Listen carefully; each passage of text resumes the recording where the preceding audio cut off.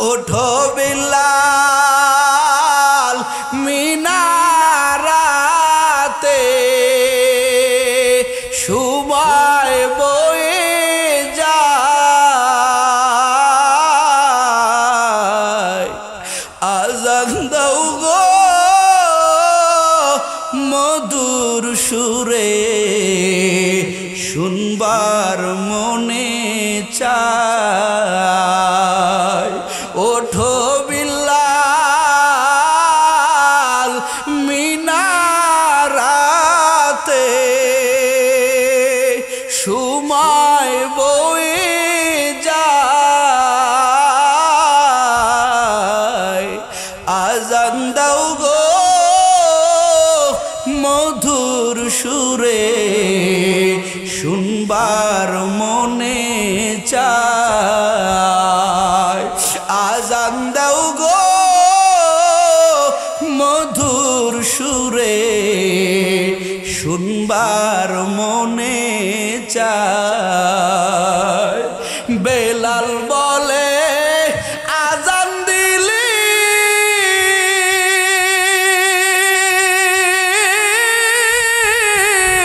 কলি যাইব রাগুন জলে আল্লাহু আকবার জোরে বলেন বেলাল বলে আজান দিলি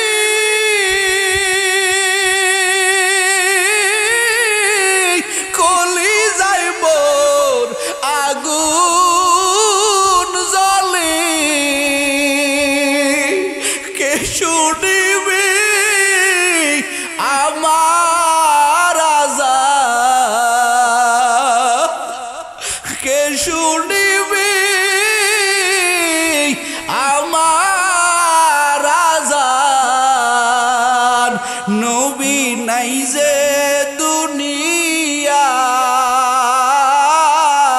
দুনিয়ায় আজান দাও গো মধুর সুরে শুনবার মনে চায় আজান দাও গো মধুর সুরে শুনবার মনে চায় বেলাল বলে আজান দিলি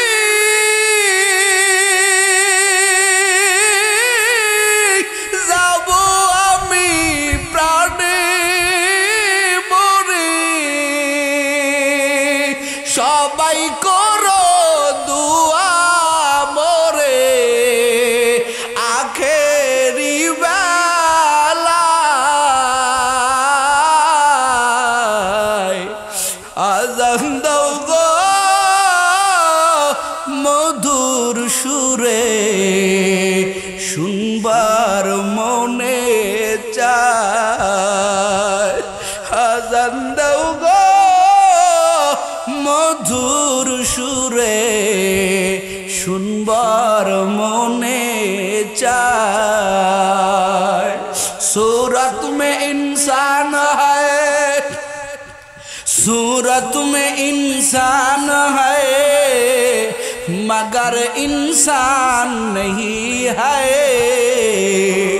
सूरत में इंसान है सूरत में इंसान है मगर इंसान नहीं है हैवान से बदतर है मगर हैवान नहीं है हैवान से बदतर है मगर हैवान नहीं है ओ नाटुरेर যুবক পর্দার আম্মা জানেরা আজকে আজানের অভাব নাই আজকে সুরের অভাব নাই বেলালি দিলের অভাব কথা কয় না কে বেলালি কণ্ঠের বড় অভাব বেলালি ইশকের বড় অভাব আজকে শুধু ইশকটা বাড়ির মধ্যে আর ঘরের মধ্যে সীমাবদ্ধ রাখলে হবে আমার নবীর জন্য বেলালের যেই পরিমাণ প্রেম আমার আল্লাহ এমনি এমনি বলে নাই দোস্ত আমার উম্মতের জানায় দেন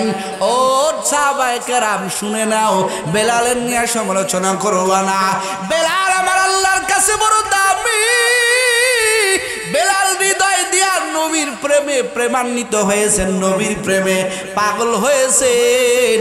বেলালের ইশক আলাদা ইশক রে বাবা, বেলালের প্রেম আলাদা প্রেম। নবীর ইন্তেকালের পরে সাহাবায়ে কেরাম নবীর পরে আগায় আসে। সবু আবু বকর দূরে থাকে, ওমর শুনছে। ওমর শোনার পরে তরবারি বাহির করেছে রে বাবা, তরবারি বাহির করে কয় কেউ বলবি না নবী মারা গেছেন, নবী চলে গেছেন। তোরা তাকাইয়া দেখো আমার নবী মরে নাই। আমার নবীরে যে মৃত্যু বলবা তারে আমি দ্বিখণ্ডিত করব। আহারে বড় পাগল আবু বকরটাকে দূরে রাখছেন। আমার আল্লাহ তাআলা আসল মোহাব্বতের লোকটারে দূরে রাখছেন। ওরে নবীর মোহাব্বতে পাগলের মতো নবীরে দেখার জন্য আসে, কিন্তু আবু বকর, ওমর, উসমান, আলী এরা আলাদা প্রেম। ও কলিজার যুবক, ও নাটোরের যুবকেরা, পর্দার আড়ালের আম্মা জানেরা, এবার বেলালের কানে যখন গিয়েছে নবী নাই, আমার পয়গম্বর আর দুনিয়াতে নাই, সবাই নবীর দিকে আগায়। তো বেলাল কয় ও মদিনাবাসী, ওরে আমি আর মদিনায় থাকবো না। ওরে সবাই নবীর প্রেমে নবীর কাছে আগায় যায় রে বাবা। আর বেলাল যখন শুনছে নবী নাই, নবী চলে, বেলাল চলে গেলেন দামেশকে। কয় আর মদিনায় থাইকা কি হবে? কারণ কি রে যুবক, মদিনার অলিতে গলিতে যেখানে বেলাল রে দেখা যাইত, বেলাল ছিলেন আমার নবীর পথের রাহবার। ওরে যেই রাস্তায় বেলালকে দেখা যাইতো, ওই রাস্তা পিছনে খুঁজলে আমার নবীরে পাওয়া যাইত। বেলাল কয় আমি আর দুনিয়াতে, আমি আর এই মদিনাতে থাকবো না।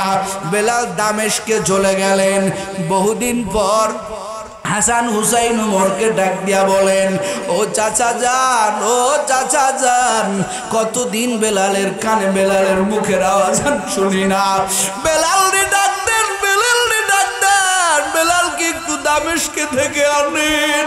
বগুড়ি কষ্টের পর বেলালরে দাওয়াত দিয়ে দিয়ে দিয়ে দিয়ে এক পর্যায়ে বেলাল মদিনাতে আসলেন।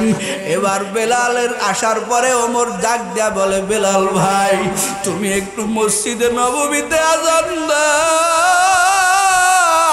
বেলাল কয় ওমর কত রিকোয়েস্ট করবা? ওরে সব মানবো, কিন্তু এটা মানতে পারবো না, আমারে আজান দিতে বলিও না। আমি তো তখন আজান দিব যখন আমার নবীরে পাবো, এখন তো আমার নবী নাই, আমি আজান দিতে পারবো না। এরে কলিজার যুবক, ও পর্দার আড়ালের আম্মা জান, ওরে বেলালের কি মোহাব্বত। হাসান হুসাইন আইসা বেলালের দুটো হাত জড়ায় ধরছেন, ও বেলাল একটু আজান দাও।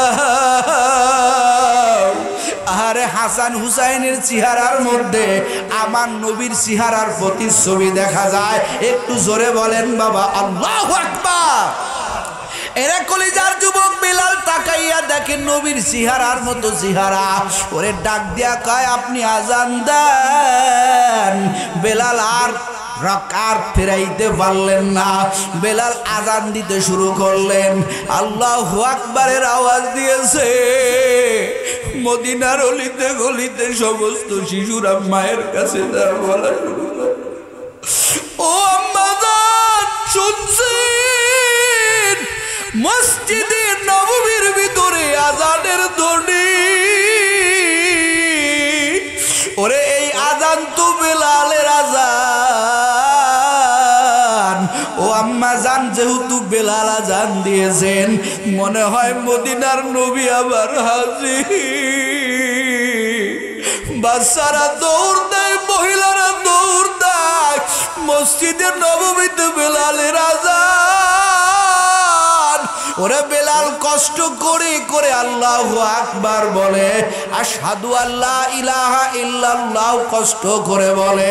কিন্তু বেলাল যখন আশহাদু আন্না মুহাম্মাদুর রাসূলুল্লাহ বলেছে, বেলাল মেম্বার সুজাত তাকাইয়া দেখে আমি যখন বলতাম আশহাদু আল্লা ইলাহা ইল্লাল্লাহ আশহাদু আন্না, আমার পয়গম্বরের নাম যখন আমি বলতাম, ওরে তাকাইয়া দেখতাম নবী আমার মেম্বারের উপরে বসে আছেন, কিন্তু আজকে তো ওই মেম্বার খালি। বেলাল বেহুশ হয়ে জমিনে পড়ে গেলেন। বেলাল আর একটা লফজও বলতে পারলেন না রে বাবা। এমনে এমনে বেলাল জমিনে পড়ে নাই। নবীর মোহাব্বত, নবীর মোহাব্বত। এরে কলিজার যুবক, আজকে তুমি দাবি করো নবীর বড় আশিক, নবীর বড় পাগল, কিন্তু যুবক রে তোর চেহারার দিকে তাকাইলে আমার নবীর কোনো সিরাত দেখা যায় না, কোনো সুন্নাত দেখা যায় না। এরে যুবক, দুনিয়ার বাহাদুরি কোনো বাহাদুরি না রে বাবা। ওরে প্রবাসী ভাইরা কত আনন্দ নিয়া বিদেশে যায়, বাড়ি গাড়ি করবে। ও আল্লাহর বান্দারা, কয়দিন আর বাহাদুরি করবা? নবীর পোশাকটা আজও পর্যন্ত লাগাইতে পারো নাই, আজও পর্যন্ত নবীর দাড়িটা লম্বা করতে পারো নাই। ওরে কবরে যাওয়ার পরে ইমাম সাহেব তালকিন দেয়, ও ভাই যে লাশ নিয়া নামছেন বুকের উপরে হাত দিয়া বলেন বিসমিল্লাহি ওয়া আলা মিল্লাতি রাসূলিল্লাহ। এরে যুবক, তোরা আজকে এত সুন্দর আয়োজন করেছো। এ কলিজার যুবক, যতই তোর আমার বুকের উপরে হাত দিয়া বলুক নবীর নামে রেখে দিলাম, নবী একটু দেখাশোনা করবেন। এরে যুবক, কিন্তু তুই তো দাড়িটাও নিয়ে যাইতে পারলি না, তুই আমার মাওলার মোহাব্বত নিয়ে যাইতে পারলি না। ওরে কলিজার যুবক, আর কয়দিন বাহাদুরি করবি? আর কয়দিন আমার নবীর গালে ছুরি লাগাইবি রে বাবা? এখন কি তোর দিলটা ঘামে? ওই হাবশি গোলাম, কালো গোলাম বেলাল, উমাইয়ার আন্ডারে বেলাল বড় গরিব। বেলাল গোলাম আল্লাহকে আহাদ বলার কারণে, আমার মাওলাকে জিকির করার কারণে কি পরিমাণ বেলাল রে কষ্ট দেয়। আমার নবীর কান মুবারক পর্যন্ত সংবাদটা চলে গেল, নবী আমার, আপনার একজন পাগল বেলাল নামক একজন সাহাবী আল্লাহকে আল্লাহ বলে মানছেন, আপনাকে নবী বলে মানছেন। উমাইয়া কি পরিমাণ কষ্ট দেয়। উমাইয়া বারবার বলে বেলাল আল্লাহকে বলে যাও আমি তোমার মালিক। বেলাল কয় ও উমাইয়া, আমি তোমার গোলাম হতে পারি, কিন্তু আমার আল্লাহকে ভুলে না, আমি আমার মাওলাকে ভুলতে পারি না, আমি আমার মাওলাকে ভুলতে পারবো না। বেলাল জোরে জোরে আমার মাওলার জিকির করে, আহাদ আহাদ আহাদ, আমার আল্লাহ এক। আমার নবী বলে ও সাহাবায়ে কেরাম, আমার বেলালকে কি পরিমাণ মারছি।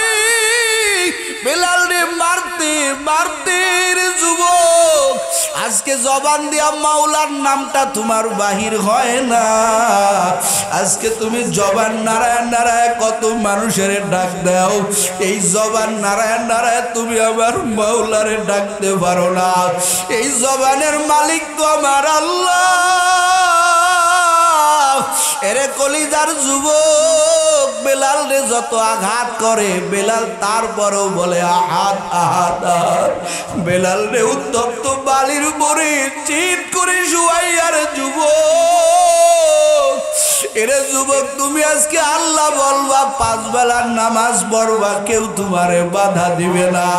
কিন্তু বেলাল এমন সময় আমার আল্লাহরে আল্লাহ বলে ডাকছেন, যেই সময় বেলালের পক্ষে কথা বলার মতো কেউ নাই। বেলাল আমার মাওলার জিকির করে, আহাদ আহাদ বলে। ওরে বেলালের শারীরিকভাবে টর্চার করে বেলাল রে আহাদ থেকে বিরত রাখতে চায়। উমাইয়া দেখে যত আযাব বাড়ায় দেওয়া হয়, বেলালের ইমানের ঘরে আগুন শুধু বেড়েই যায় বেড়েই যায়। বেলাল আওয়াজ দিয়া বলে, যতই তুমি আমার শরীরে কষ্ট দাও, আমি আমার মাওলারে ডাকা ভুলবো না, আমি আমার মাওলারে ডাকতে ছাড়তে পারি না। ও কলিজার যুবক, সিহারা দিয়া কি করবা? বেলাল আমার মাওলারে ডাকে। এক পর্যায়ে উমাইয়া কয় বেলাল রে এইভাবে শাস্তি দিয়া ফেরানো যাবে না, বেলালের জিহ্বাটা টান দিয়া বাহির করো, বেলালের জিহ্বার মধ্যে পেরাক ঢুকায়া দাও। যে জিহ্বা দাঁড়াইয়া দাঁড়াইয়া বেলাল ওর মালিক রে ডাকতেছ, ওই জিহ্বা বন্ধ করে দাও। বেলাল যাতে জিহ্বা নাড়াইয়া নাড়াইয়া ওর মালিক রে না ডাকতে পারে। এবার কয়েকজন মিলিয়া বেলালের জিহ্বাটা টান দিয়া বাহির করছে।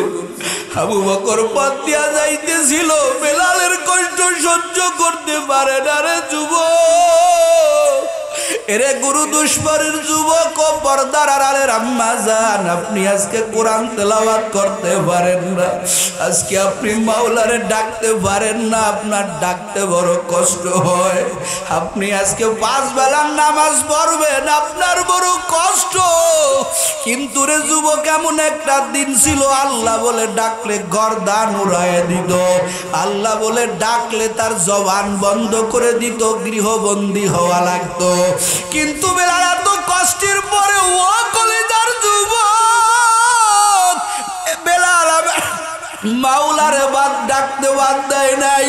আবু বকর শাস্তি দেখিয়া কয় ও বেলাল, আমার নবী তোমার কষ্টের কাহিনী শুনেছেন, আমার নবীর চোখে পানি দেখে আসছি, নবী আমার বলছেন আবু বকর রে আমি কি তুই কি পারবি না আমার বেলাল রে ওই উমাইয়ার থেকে কিনে নিতে,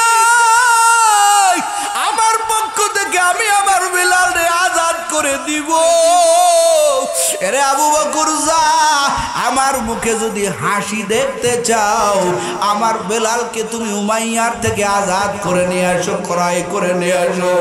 আবু বকর কয় উমাইয়া রে বেলালকে আর কষ্ট দিস না, বেলালের কষ্ট সহ্য করতে পারি না রে যুবক। উমাইয়া কয় সুযোগে সৎ ব্যবহার করা লাগবে, বেলালকে বিক্রি করবো না। আবু বকর কয় কত টাকা নিবা? ওরে বেলালের ওজনের সম পরিমাণ টাকা যদি নিয়ে নাও, এরপরেও বেলালকে আমি কিনেই নিয়ে নবীর দরবারে যাব। বেলালের ওজনের সম পরিমাণ টাকা দিয়ে আবু বকর কিনে। আর আবু বকর ডাক দেয়া কয় ভাই বেলাল, যদি আস্তে আস্তে আমার মাওলারে ডাকতা তোমারে তো এই পরিমাণ আযাব দিত না। তুমি মাওলার নামটা তো গোপনে গোপনেও ডাকতে পারো।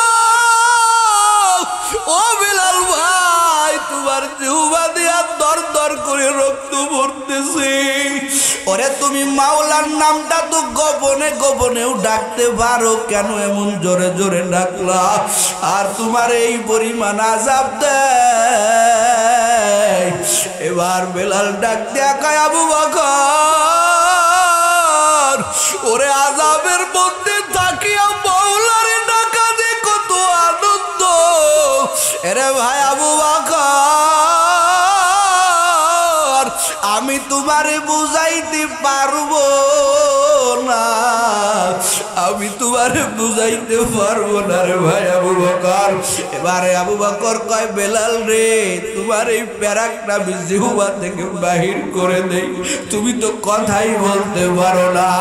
এবার বেলাল কয় আবু বকর রে, এই প্যারাক আমি আগেই বাহির করব না। ওরে আমার নিয়েছিল আমার নবীর দরবারে, আমার নবীর সাক্ষী বানাইব, আমাকে আল্লাহ ডাকার অপরাধে ওই বেঈমান আমার জিহ্বার মধ্যে প্যারাক ঢুকায় দিছি। ওই প্যারাকটা আমার নবীর আমি দেখাইব, আমার নবী সাক্ষী হয়ে যাবেন, এরপরে আমার প্যারাকটা তুমি খুলে দেবা। এবার বেলাল রে নিয়া ও নাটোরের যুবকেরা, ও আমার কলিজার প্রবাসী ভাইরা, ও আল্লাহর বান্দারা, ও পর্দার আড়ালে আমার আম্মা জানেরা, বেলাল রে নবীর দরবারে নিয়ে যাওয়া হলো। নবীর দরবারে নিয়ে নবী তাকায়া তাকায়া দেখেন বেলালের 2 গাল বেয়ে বেয়ে ঝরঝর করে রক্ত পড়তেছে। এরপরেও নবীর দেখে বেলালের সুখের হাসি। আমার নবী বলে ও আবু বকর, আমার বেলাল কেন কথা কয় না? আবু বকর কয় নবী ও পয়গম্বর, আবু বকর ও পয়গম্বর, বেলাল কেমনে কথা বলবে? বেলালের জিহ্বার মধ্যে প্যারাক, ওরে বেলাল কেমনে কথা বলবে? নবী বলে প্যারাকটা খুলে দাও। ওরে বেলালের জিহ্বা থেকে প্যারাকটা খুলে দেওয়া হলো। বেলালের জিহ্বা বেয়ে বেয়ে দর দর করে রক্ত পড়া আরম্ভ হয়ে গেল। আবার নবী ডাক দেয়া কয় রে বেলাল ওরে আমার কাছে আয়, আমার মুখে তো সেই থুতু, যেই থুতু আমি আমার আবু বকরের পায়ে লাগাইয়া সাপের বিষ বাণী করেছি। রে বেলাল ওরে তোর জিহ্বার মধ্যে যে আঘাত, এই আঘাত বন্ধ হয়ে যাবে, ওখানে কষ্ট নাই, কষ্ট লেগে যাবে রে বেলাল। বেলাল কয় নবী এই আঘাতটা আমি বন্ধ করতে চাই না, এই আঘাতটা আমি বন্ধ করতে চাই না রে নবী। ও পয়গম্বর, হাসরের ময়দানে আমার আল্লাহ যেদিন ডাকবে, আয়রে বেলাল আসো, আমার জন্য কি আনছো? বেলাল বলেন নবী ওই দিনকে আমার আল্লাহর দরবারে আমি বলবো ও আল্লাহ আপনার জন্য তো আমি তেমন কিছু আনতে পারি নাই, আমার না আছে চেহারা, না আছে আমার রং, না আছে কণ্ঠে আমার সুর। এরে যুবক আমরা সুরের পাগল, চেহারার পাগল। আমার আল্লাহ কয় ওগুলো আমি আল্লাহর কাছে কোনো দাম নাই। বেলাল কয় রে নবী ওরে হাসরের ময়দানে আমার আল্লাহ যেদিন আমারে ডাকবেন, ওই দিনকে আমার আল্লাহকে আমি বলবো আল্লাহ আমার জিহ্বাটার দিকে তাকায়া দেখেন, আপনাকে আহাত বলার কারণে কি পরিমাণ আমার অত্যাচার করেছে, আমার জিহ্বাতে খানিক গোস্ত নাই। ও নবী এই পুঁজি নিয়ে আমি কবরে যেতে চাই। ও পয়গম্বর আমি আঘাতটা বন্ধ করতে চাই না, যার কারণে বেলাল তো আফ্রিকার লোক, বেলালের আরবি ভাষার যোগ্যতা নাই। বেলাল আজান দিলে জিহ্বার মাঝখানে ফাঁকা গোস্ত নাই, ওখান দিয়ে বেলাল বলতে পারে না, আজ হয়ে যায়।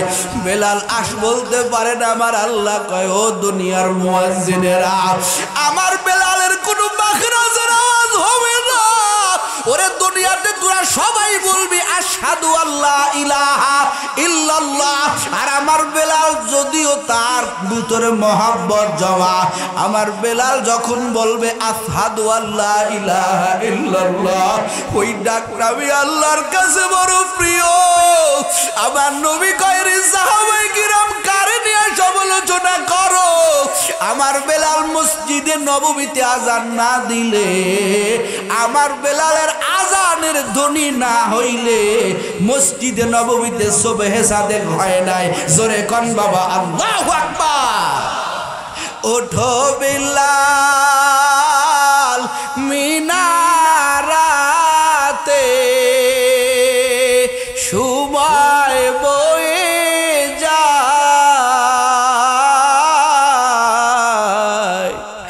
আজান দাও গো মধুর সুরে, শুনবার মনে চায়। ওঠো বিল্লাল মিনারাতে, সময় বয়ে যায়, আজান দাও গো মধুর সুরে, শুনবার মনে চায়। আজান দাও গো মধুর সুরে, শুনবার মনে চায়। বেলাল বলে আজান দিলি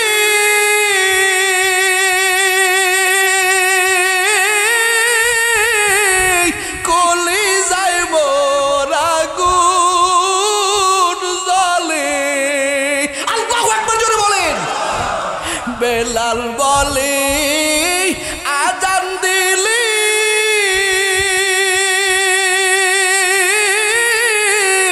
কলি যাইব আগুন জ্বলে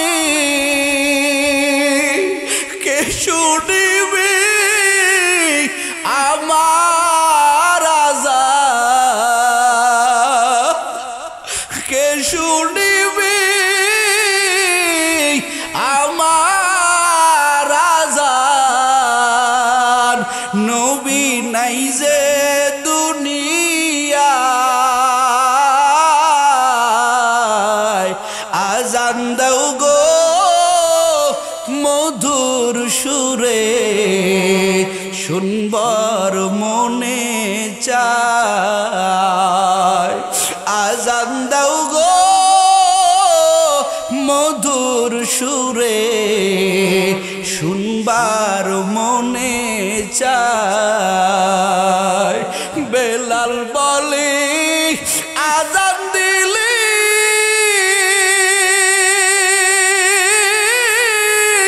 যাব আমি প্রাণে মরে সবাই করো দুয়া মরে আখেরি বেলায় আযান দাও গো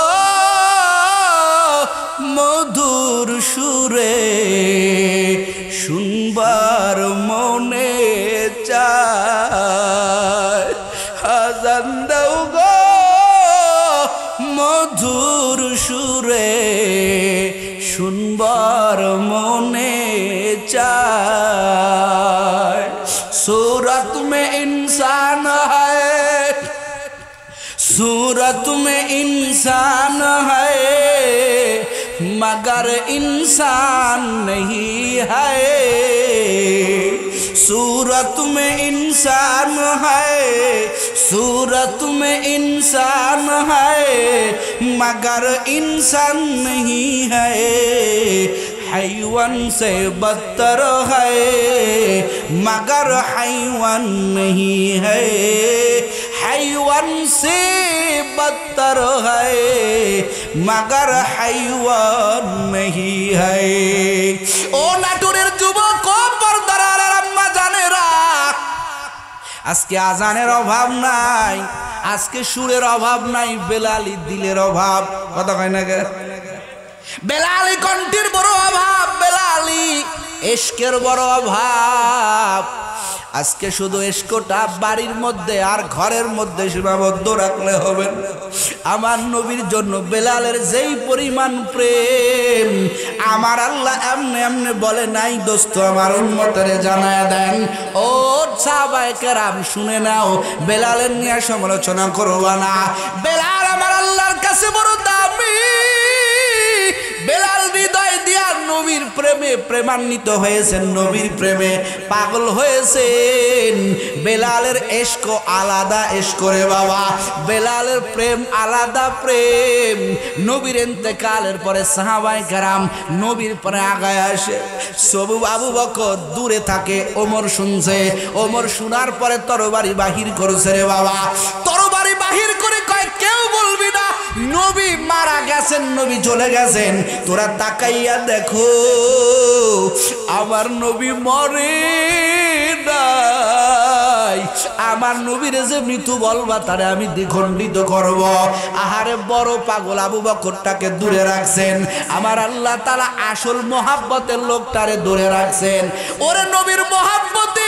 পাগলের মতো নবীর দেখার জন্য আসে কিন্তু আবু বকর ওমর উসমান আলী এরা আলাদা প্রেম ও কলিজার যুবক ও নাটোরের যুবকেরা পর্দার আড়ালের আম্মা জানেরা এবার বেলালের কানে যখন গিয়েছে নবী নাই আমার পয়গম্বর আর দুনিয়াতে নাই সবাই নবীর দিকে আগায় তো বেলাল কয় ও মদিনাবাসী ওরে আমি আর মদিনায় থাকবো না ওরে সবাই নবীর প্রেমে নবীর কাছে আগায় যায় রে বাবা আর বেলাল যখন শুনছে নবী নাই নবী বেলাল চলে গেলেন দামেস্কে। কয় আর মদিনায় থাইকা কি হবে? কারণ কি রে যুবক, মদিনার অলিতে গলিতে যেখানে বেলালরে দেখা যাইত, বেলাল ছিলেন আমার নবীর পথের রাহবার। ওরে যেই রাস্তায় বেলালকে দেখা যাইতো ওই রাস্তা পিছনে খুঁজলে আমার নবীরে পাওয়া যাইত। বেলাল কয় আমি আর দুনিয়াতে, আমি আর এই মদিনাতে থাকবো না।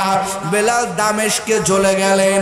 বহুদিন পর হাসান হুসাইন উমরকে ডাক দিয়া বলেন, ও চাচা যান, ও চাচা যান, কতদিন বেলালের কানে বেলালের মুখের আওয়াজ শুনি না। বেলাল রে ডাক দেন, বেলাল রে ডাক দেন, বেলালকে একটু দামেস্কে থেকে আনেন। বহু রিকোয়েস্টের পর বেলালরে দাওয়াত দিয়ে এক পর্যায়ে বেলাল মদিনাতে আসলেন।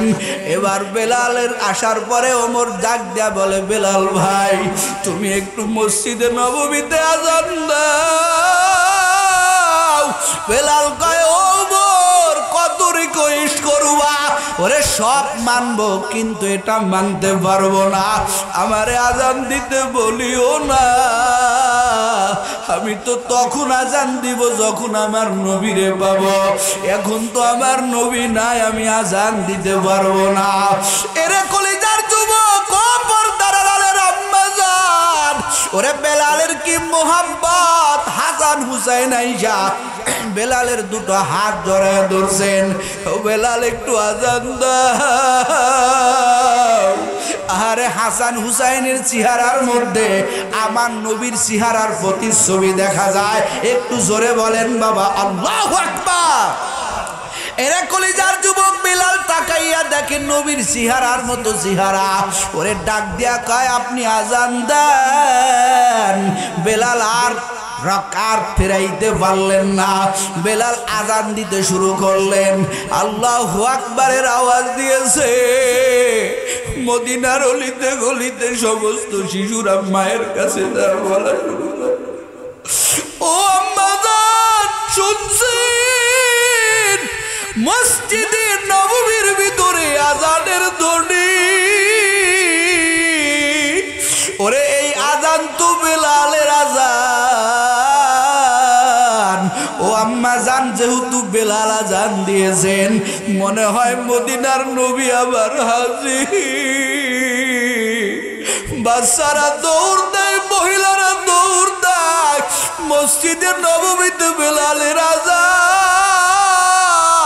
ওরে বেলাল কষ্ট করে করে আল্লাহু আকবার বলে, আশহাদু আল্লা ইলাহা ইল্লাল্লাহ কষ্ট করে বলে।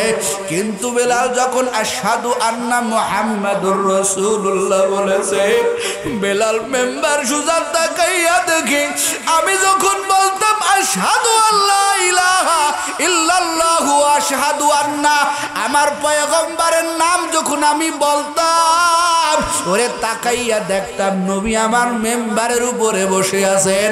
কিন্তু আজকে তো ওই মেম্বার খালি। বেলাল বেহুশ হয়ে জমিনে পড়ে গেলেন। বেলাল আর একটা লফজও বলতে পারলেন না রে বাবা। এমনে এমনে বেলাল জমিনে পড়ে নাই। নবীর মোহাব্বত, নবীর মোহাব্বত। এরে কলিজার যুবক,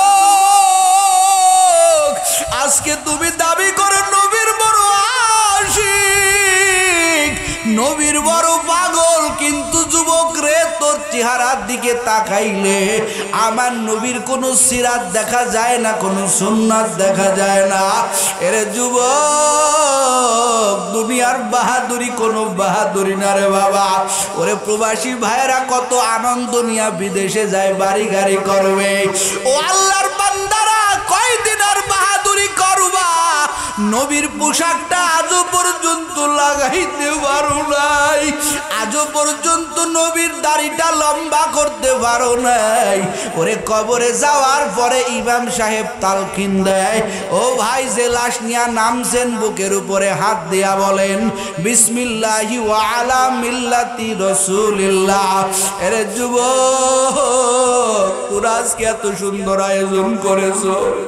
এ কলিজার যুবক, যতই তোর আমার বুকের উপরে হাত দিয়া বলুক নবীর নামে রেখে দিলাম নবী একটু দেখাশোনা করবেন। এরে যুবক, কিন্তু তুই তো দাড়িটাও নিয়ে যাইতে পারলি না, তুই আমার মাওলার মোহাব্বত নিয়ে যাইতে পারলি না। ওরে কলিজার যুবক, আর কয়দিন বাহাদুরি করবি? আর কয়দিন আমার নবীর গালে ছুরি লাগাইবি রে বাবা? এখন কি তোর দিলটা ঘামে না? আর কয়দিন বাহাদুরি করবা, নামাজ পড়বা, রোজা রাখবা? ওরে যুবক, তোর পিছনে তাকাইয়া দেখো। ওরে যুবক, তোর মতো কত যুবক ওরে তিনটা কাপড় নিয়ে কবরে গেল, বাড়ি করবে, গাড়ি করবে, কত রকমের বাহানা, কত রকমের স্বপ্ন। এরে যুবক, তুই কি তাকায়া দেখলি না তোর বয়সের কত যুবকেরা তিনটা কাপড় নিয়ে কবরে চলে গেল? এই ঈদের আগেও কত যুবকের তাজা তাজা লাশ কবরে চলে গেল। ওরে করোনার ভিতরে কত আল্লাহর বান্দারা কবরে চলে গেল। ওই ফিলিস্তিনে গাজার দিকে তাকাইয়া কি দেখো না রে যুবক?